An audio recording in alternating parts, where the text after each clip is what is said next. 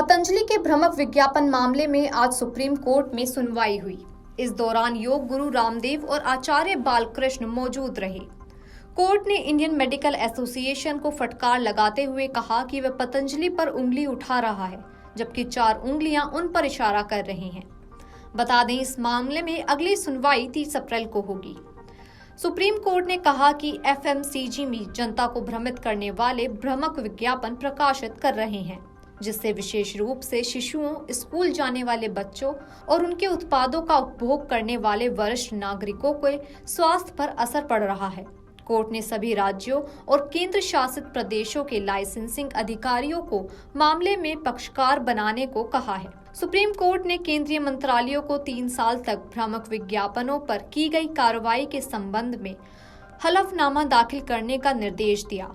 अदालत ने कहा कि इंडियन मेडिकल एसोसिएशन के कथित अनैतिक आचरण के संबंध में कई शिकायतें हैं।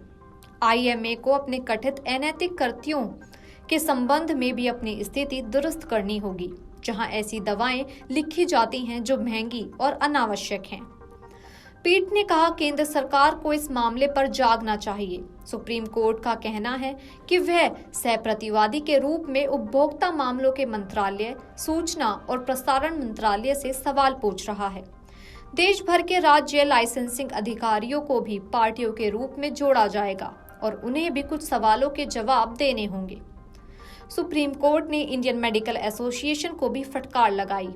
अदालत ने कहा कि वह पतंजलि पर उंगली उठा रहा है, जबकि 4 उंगलियां उन पर इशारा कर रही हैं। आईएमए से सुप्रीम कोर्ट ने पूछते हुए कहा कि आपके डॉक्टर भी एलोपैथिक क्षेत्र में दवाइयों का समर्थन कर रहे हैं।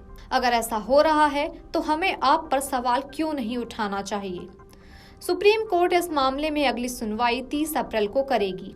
कोर्ट का कहना है कि ये किसी विशेष पार्टी पर हमला करने के लिए नहीं है। यह उपभोक्ताओं या जनता के व्यापक हित में है कि उन्हें कैसे गुमराह किया जा रहा है और सच्चाई जानने का उनका अधिकार है और वे क्या कदम उठा सकते हैं। इससे पहले 19 अप्रैल को सुनवाई हुई थी। तब अदालत ने योग गुरु रामदेव, उनके सहयोगी बालकृष्ण और पतंजलि आयुर्वेद को भ्रामक विज्ञापन मामले में सार्वजनिक तौर पर माफी मांगने के लिए 1 सप्ताह का समय दिया था।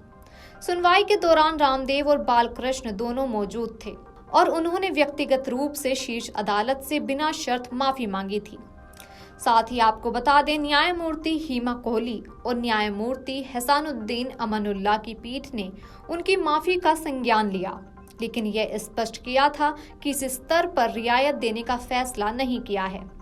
पीठ ने बालकृष्ण से कहा था, आप अच्छा काम कर रहे हैं, लेकिन आप एलोपैथी को नीचा नहीं दिखा सकते। वहीं रामदेव ने अदालत से कहा था कि उनका किसी भी तरह से अदालत का अनादर करने का कोई इरादा नहीं था। हालांकि पीठ ने बालकृष्ण से कहा था कि पतंजलि इतने निर्दोष नहीं है कि उन्हें पता ही न हो कि शीर्ष अदालत ने इस मामले में अपने पहले के आदेशों में क्या कहा था। वीडियो डेस्क अमरउजाला.com। अगर आप ये वीडियो YouTube पर देख रहे हैं तो हमारे चैनल को सब्सक्राइब करें और बेल आइकन को दबाना ना भूलें। अगर आप Facebook पर ये वीडियो देख रहे हैं तो हमारे पेज को लाइक करें।